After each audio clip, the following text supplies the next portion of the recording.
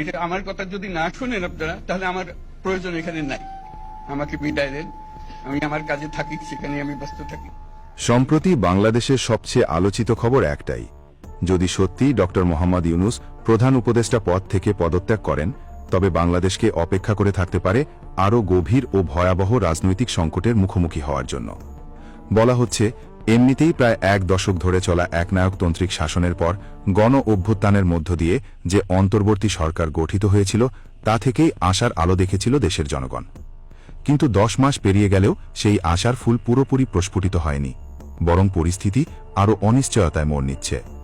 তাই এই মুহূর্তে ডক্টর ইউনূসের সরে দাঁড়ানো, চূড়ান্ত ব্যর্থতা স্বীকার করে নেওয়া এবং রাষ্ট্রকে নতুন করে বিশৃঙ্খলায় ঠুয়ে দেওয়া। বর্তমান অস্থির প্রেক্ষাপটে রাজনৈতিক দলগুলোর মধ্যে আস্থা ও সমন্বয়ের অভাব প্রকট আকার যোগ ধরেছে। একদিকে অন্তর্বর্তী সরকারের ব্যর্থতার অভিযোগ, অন্যদিকে সেনাবাহিনীর সম্ভাব্য হস্তক্ষেপ নিয়ে গুঞ্জন। এর মাঝে গণ অভ্যুত্থানের পক্ষে থাকা শক্তিগুলো নিজেদের মধ্যে দ্বন্দ্বে জড়িয়ে পড়েছে।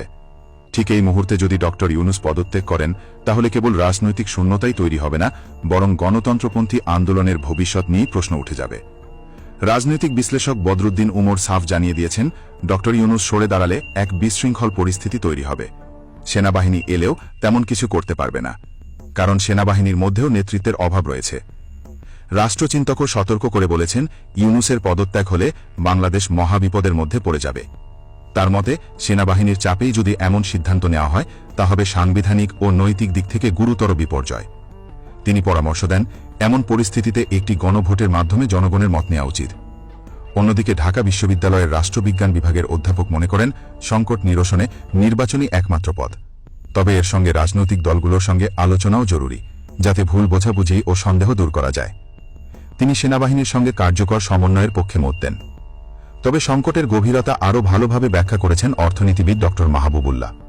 সংবাদ মাধ্যমে তিনি বলেন, যদি এখন ডক্টর ইউনূস পদত্যাগ করেন, তবে এমন এক পরিস্থিতি তৈরি হবে যেখান থেকে দেশকে টেনে বের করা কঠিন হয়ে পড়বে। তার মতে, ভারতীয় আধিপত্যবাদ এই অনৈক্যের সুযোগ নিয়ে আবারও ফ্যাসিবাদী শক্তিকে ফিরিয়ে আনতে চায়। সুশাসনের জন্য নাগরিক সুজন সম্পাদক ডক্টর বদিউল আলম মজুমদারও একমত প্রকাশ করে বলেন, ইউনূস পদত্যাগ করলে দেশ কার্যত অকার্যকর রাষ্ট্রে পরিণত হবে। তিনি আরও বলেন, এই রাজনৈতিক দ্বন্দ্ব শুধু বর্তমান নয়, ভবিষ্যৎ প্রজন্মকেও চরম মূল্য দিতে হবে। তিনি আশা প্রকাশ করেন, গণ অভ্যুত্থানের পক্ষে থাকা সকল পক্ষ নিজেদের মধ্যকার দ্বন্দ্ব ভুলে ঐক্যবদ্ধ হবে, না হলে সেই আন্দোলনের অর্জন ধূলিসাৎ হয়ে যাবে। উল্লেখযোগ্য বিষয় হল, এই অন্তর্বর্তী সরকারের প্রতি বিএনপি, জামায়াত, বাম গণতান্ত্রিক জোট এবং ছাত্র নেতৃত্ব সহ গণ অভ্যুত্থান সংশ্লিষ্ট সরকারের প্রতি পূর্ণ সমর্থন জানিয়েছিল। কিন্তু এখন সেই সরকারকেই সমালোচনা করছে তারা। বা এনসিপি তো সরাসরি বলেছে, কয়েকজন উপদেষ্টার পদত্যাগ ছাড়া সমঝোতা সম্ভব নয়। ঢাকা বিশ্ববিদ্যালয়ের আরেক রাষ্ট্রবিজ্ঞানী ডক্টর মাহবুবুর রহমান বলেন, সরকার যাদের উপদেষ্টা করেছে তাদের অনেকেই অতীতের ফ্যাসিস্ট শাসনকালে চুপ থেকেছেন বা সম্ভব নয়। তিনি জোর দিয়ে বলেন, যেসব দলের প্রকৃত জনভিত্তি আছে তাদের সঙ্গে আলাপ করে সরকার চালাতে হবে, আর সরকারে থাকা আনা উচিত সেই সব মানুষদের, আর ফায়ার সার্ভিসের তা না। সারসংক্ষেপে বলা যায়, ডক্টর ইউনূসের পদত্যাগ এই মুহূর্তে দেশের রাজনৈতিক স্থিতিশীলতার জন্য মারাত্মক হুমকি।